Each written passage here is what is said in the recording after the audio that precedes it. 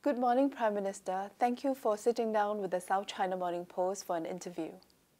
Tun, Dr. Mahathir, what do you consider to be the economic prospects for Malaysia in 2019? What are some bright spots that you see for Malaysia? Yeah, growth has been good. I mean, you look at the figures, we are still doing 4.5, 4.7, which is good for Malaysia. But there seems to be a disconnect between the economic performance of the country as a whole and the well-being of the people. The people still feel that the pressure of higher prices and things like that. And we are not able to give them the kind of service that they used to get from the previous government, because the previous government tends to distribute money freely. We don't have the money, so we find it difficult to tell the people, sorry, we don't have the money, we can't give you the kind of support the previous government. You must understand that what was done by the previous government was wrong, but the people still feel that by now we should have done something that will make them feel better off. But as far as the economy is concerned, we are doing well, we're great, we're still growing. Mm-hmm. Do you think confidence in the Pakatan Harapan government has fallen? Yes, I feel confident that given time, I mean, you can't do things overnight and cure a problem that is enormous. I mean, for Malaysia to be in debt to the tune of 1 trillion ringgit and all that, that's not something we have experienced before. At the same time, of course, we have to restore confidence of the business community, both domestic and foreign, in the stability of the country and the policy of being business friendly. So that is what we are experiencing at this moment. Mm-hmm.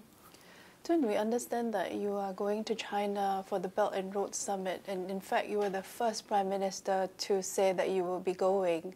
What sort of message will you be bringing to Beijing, and what do you expect Beijing to say to Belt and Road members? Yeah, whatever may be our attitude towards China, we have to admit that China is a big power, it's a regional power, and we need to deal with them, and we need to understand their policies and strategies, and we have to make adjustments so that we can gain some benefit from China's policies. So I'm going there because I want to listen to what they are saying about the Belt and Road. At the same time, given a chance, I would like to explain Malaysia's attitude towards this policy of China.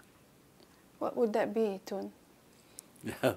So we support the idea of Belt and Road. In fact, long ago, I had already brought up the possibility of improving the old Silk Road by having better train service and all that. But the sea route I didn't look at, but now it is not only the land but the sea, and the sea comes, well, we are using the sea as our supply line also. So we want the sea to be free. That ships, you can claim what you want, but the sea must be open to traffic, all kinds of traffic. With the Belt and Road Initiative in particular, you must have heard the various accusations that China is using the program as a means to entrap poorer countries in debt. We have seen those accusations from Sri Lanka, Africa, and all those. And so, what is Malaysia's position on this, and your personal view on whether there is actually a debt trap? Well, the Belt and Road policy is not really connected to this dominance of, attempted dominance of China. What is happening now is China is a very rich country with plenty of capital, and they are using the capital to penetrate into many countries, right up to Africa and even the Caribbean. They have the money. And Chinese by nature are very good business people. They see opportunities, and with their capital, they want to penetrate areas where before they had no representation or little representation. We will have to face that problem. It is the same as in the past, where the Europeans were the masters in terms of business, technology, and capital. They penetrated the rest of the world because of their power. Now China has the power, if derived from its very good growth in terms of its economy. So they want to use that power to enlarge their influence. I think it is a natural reaction, but the countries concerned must be able to distinguish between what is allowable or needed by their country and what is not. Now, if countries prefer to borrow huge sums of money, that is your decision. You make that decision. Capital flowing into the country exerts some influence over the country. So it is up to the countries concerned to make sure that the money flowing into their country is not borrowed money, is not money for infrastructure, but maybe limited to money for investment in productive processes. Do you buy the theory that that it is a deliberate move to make countries indebted to Beijing? Well, yes, maybe it is that way, because that is one way of achieving influence. But if you look back at history, the Europeans came to the East and they very simply conquered the East. So we became their colonies. So far, I think we have not become colonies ruled by China, but we have put ourselves in a position where China has strong influence over our economy and maybe even over our politics. But it is all up to us. Dr. Mahathir, you're very right by saying that China is now a rich country and wants to invest more overseas. China right now is in the middle of its two sessions, and the whole world is now watching whether China's economy is really slowing down or is on the right track. You are a wise man. So according to your insight, how do you see China's economy? Is it on the right track, and how is that going to affect the region's growth, including Malaysia? If you look at Japan, initially Japan was growing at very fast rate, even two-digit growth. But as the economy grows, the percentage-wise is going to decrease. The growth is going to decrease because the base is bigger. You see, so China is going through the same period. Now the cost of producing in China is rising. People are demanding for higher pay and better facilities, etc., etc.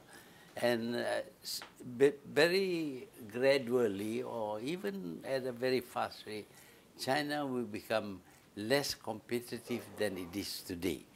At that time, of course, countries like Korea, like Japan, and even European countries, if they can sort out their problems now, they will be able to compete with China in the world market. So while China can remain rich simply because it has a population that is bigger than the combined population of Europe and America, so it has a big domestic market, but eventually China must spread its trade with other countries. And it is for them, of course, if they can gain control over the economies of other countries, it would be in their favor. How do you see the prospect of agreement between President Donald Trump and Chinese President Xi Jinping in Mar-a-Lago, because China's economy is now under sort of pressures because of the trade war. And if with or without an agreement between the two presidents, how is that going to affect this region? Well, trade wars are negative. They don't have any good positive result. Nobody wins. Today, China has now found out that it can suffer if there is a sanction against China. On the other hand, America must feel the loss of access to cheap products from China. So both China and U.S. would suffer. But because of their trade, their less sanctions against China, for the other countries around this region, there may be relocation of business or even manufacturing in these countries. To that extent, we will benefit. Also, we may have a better access to the Chinese market.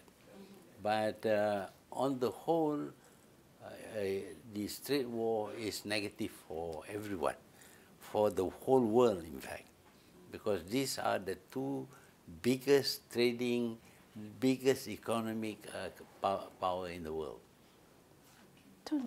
Trade is one factor, but the reality for China in the past 1 year is that it's facing increasing questions from the U.S. about its dominance, about its spread of its technology.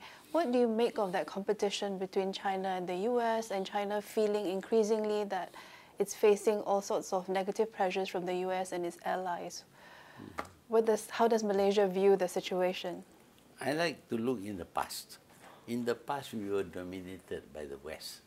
At that time, they didn't talk about domination, about how they use military might against small countries, even to the point of conquering them, making them their empires. That was because they had military strength. Now we see China having economic strength, and it is going to make use of economic strength to achieve what is to China the best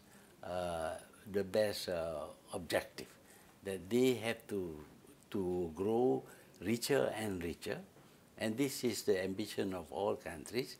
And with their wealth, they are going to be in the same position that the Western countries were in the past. I just want to follow up on Schreider's question. Actually, you are very tech savvy. You use iPhones and all this. So, does Malaysia welcome tech companies' investment into your country, say like Huawei, and now it's under international scrutiny under this trade war? Yeah, we welcome foreign direct investment, but we do not want dominance by any particular country. So to that extent, we will regulate our acceptance of foreign direct investment in Malaysia. But what we do not consider to be foreign direct investment is the building of huge cities and attempt to bring foreigners to come and live in Malaysia. That would disturb the political questions in Malaysia. So on the one hand, we welcome Chinese investment in Malaysia, although it is quite big because they have the money, they have the expertise, but we do not want them to come and live in Malaysia. Workers, people who are working at the top level, yes, they may come to Malaysia, but not to be residents. But our workers must find jobs from Chinese investments in Malaysia. So we have to look into what benefits us. To just negate, to reject foreign direct investment from any country, including China, is not going to help us grow. We have grown in Malaysia largely through foreign direct investment. I mean, a company like a Huawei, which is now building this 5G systems, so the US and some other Western countries are accusing, saying that pose national security threats. Do you see it that way? Well, we are watching carefully as to what kind of threat G5 will pose, Huawei will pose. Of course, if we see this as a threat, then we'll have to limit. But at the moment, we have not found them a threat to our security. Not yet, maybe later. But we cannot just follow actions taken by some other countries because Chinese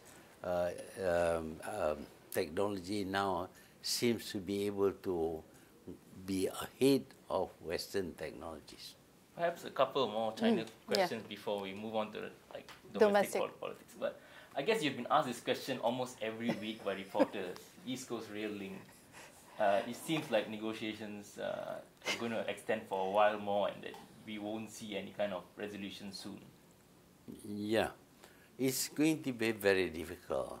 The Chinese have accepted that the price was too high, and they have proposed a reduction in the cost of the whole project, but it is not enough.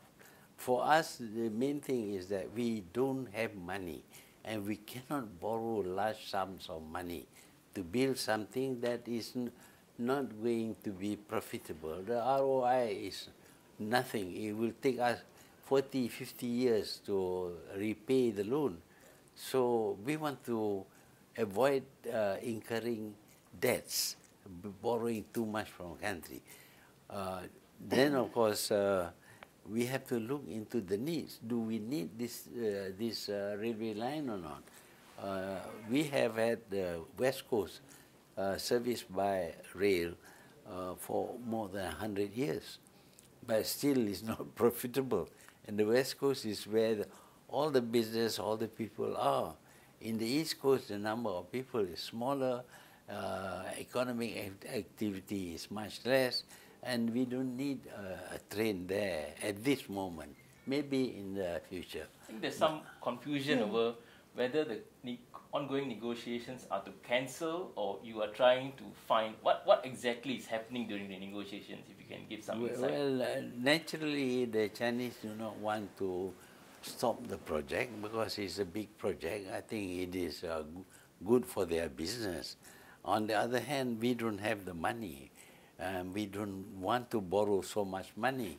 So there is an ongoing negotiation. If it must go on, but the price must be affordable by us. But on the other hand, if we build a railway line that is going to cost us a lot of money and give us no return, we just cannot afford to do that.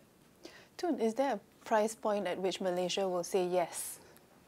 And what would that price point be? I What is that? reveal to you what is the... So if you meet that price point, you will say, okay, go ahead with the project. Well, because we know that you can't terminate unilaterally a contract.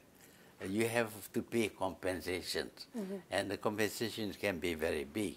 So between having to pay compensation if you stop and carrying on if the price is reduced, will be something that we will consider to see which one is best. Would half the price be okay? 1/3? You're trying to fix, you are trying to check on, but at the moment I'm not free to say that because we're talking, having close negotiation with them. But surely it's to your benefit to seal a deal sooner rather than later because the interest payments have kicked in and you have paid more than 200 million ringgit, right? Yeah, I know we have paid some money. If possible, of course, we'd like to stop, but to stop means we have to pay compensation, big compensation, so there is a need for us to weigh which one is the best way to go. Tun, yeah. One quick question on China before we move on to domestic politics, for which we have many more questions for you, and I hope you'll be patient with us. Yeah. I want to pick up a point that you raised earlier about China's rising influence, not just on economies of various countries, but also politics. Is there a danger there that you worry about, a threat that you are preoccupied by?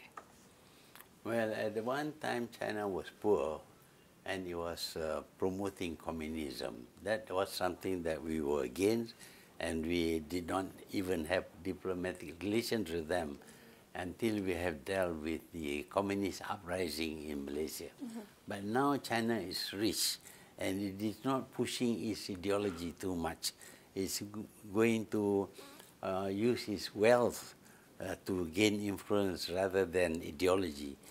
Then we have to be on the lookout whether the influence of China over Malaysia would be detrimental to Malaysia's economy, Malaysia's future or not. So in the relationship between countries, it's not something static. It is always moving, responding to changes in other countries. When China was poor, we were frightened of China. When China is rich, we are also frightened of China. I think we have to find some way to deal with China. And we always say that China, we have been we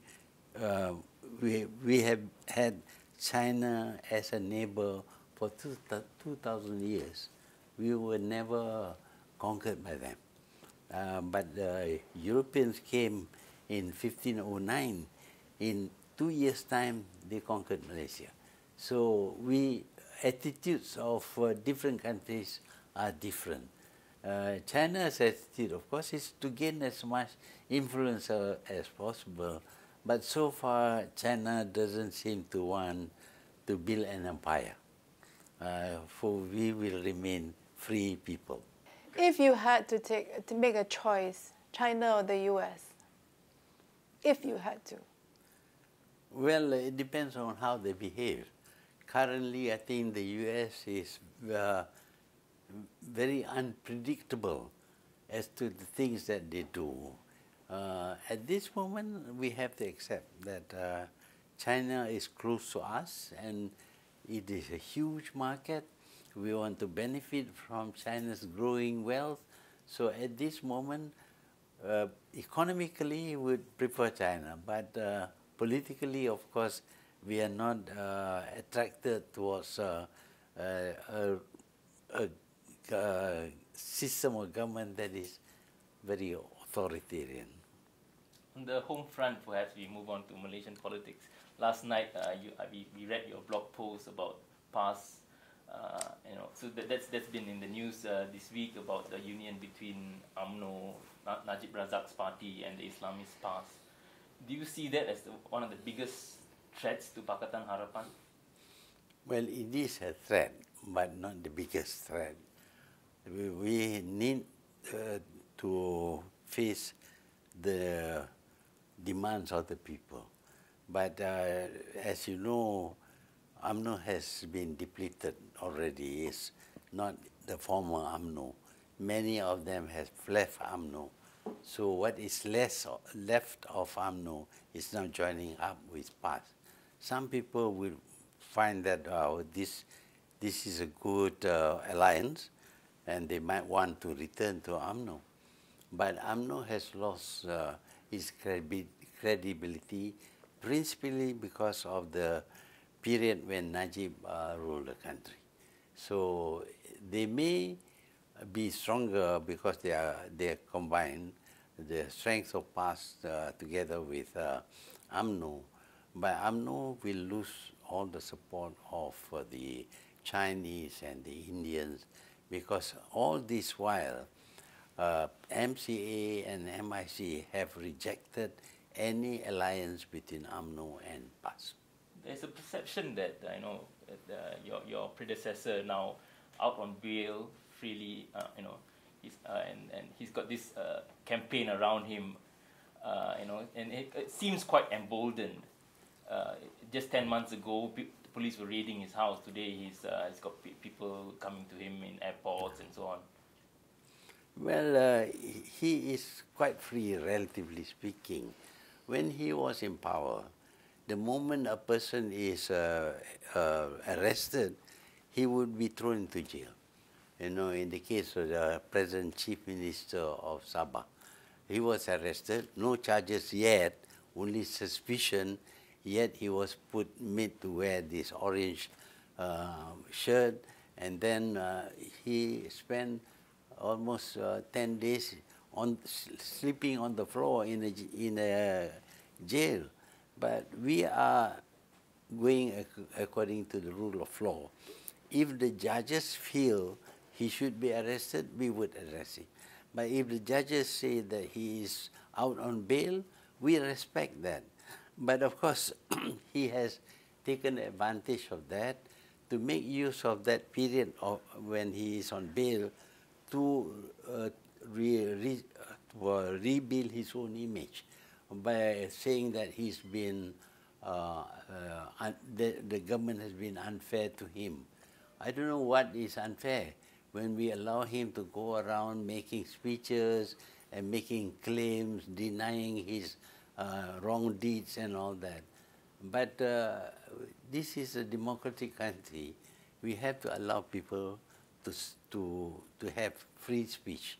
And he is, of course, abusing free speech the way he used to abuse power before. Can I quickly ask, we've been asked to, on your closest neighbor, Singapore, they are watching closely developments in your government. There's been some issues over maritime boundaries, airspace. This week you've been talking about water. In Singapore, there seems to be a perception that you are the main driving force behind the downturn in ties, rather than Malaysian foreign policy. They say that Mahathir is inherently anti-Singapore. Not anti-Singapore. Yeah. I claim to be pro-Malaysia. I have to look after the interests of Malaysia.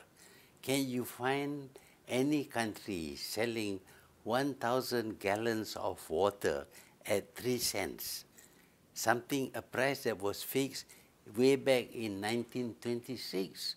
What is sold at 3 cents in 1926, which is sold at 3 cents now? You see, I'm just claiming what is logical, what is right. We are now almost 80 years after the first price was fixed, and we are entitled to renegotiate the price after 25 years. That is the second agreement, which was made in 1961.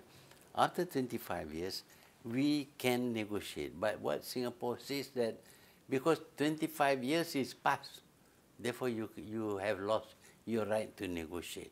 How can that be? He says after 25 years, not at 25 years you must negotiate. And we all know that Singapore is a developed country, it's a very rich country. Its currency is 3 times higher than our currency, although before they were the same. And yet they are asking a poorer country to subsidize their economy and their growth. Just a quick follow-up on that. Of course, Singapore has a different view on these things. They say they have a different set of facts. They say that the agreement is sacrosanct and all that. So, but would you say that the water problem is the biggest issue of all the bilateral issues, and if that is solved, you would smoothen ties? Yes, the water issue has been the problem that has shown that there is no agreement reached between Singapore and Malaysia. But there are also other issues, of course. But to say that this is unusual, unfair, or unjust, I think, is ridiculous. There is no place in the world where water is sold by one entity to another, or petroleum is sold to other countries at a price that is fixed in 1926. All prices escalate. You show me that there is something like a fixed price in the sale of goods or whatever, I will believe that we are in the wrong. Dr. Mahathir, I also want to round it up and come back to your visit to Philippines. So what brings you here? And this is the fifth ASEAN country that you have visited after taking power. And how do you see ASEAN's future and also ASEAN's relationship with China? You have agreements and also disagreements on certain issues. I think the Southeast Asian countries must have a common stand.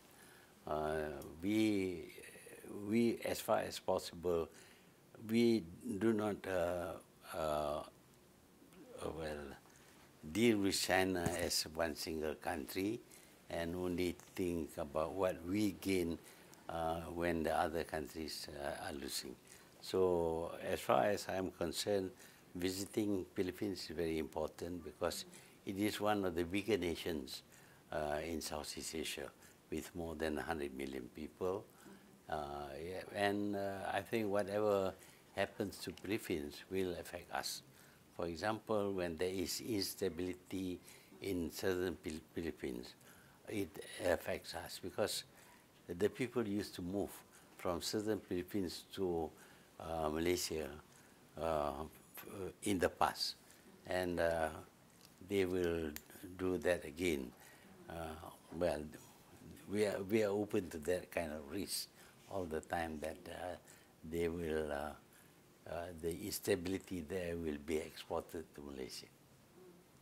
So the main theme of your visit to Philippines about economy or financial, what are the major issues? Well, economy is one of the areas we are interested in, but of course, the political stability of Southeast Asia is a matter of concern to Malaysia and to all ASEAN countries.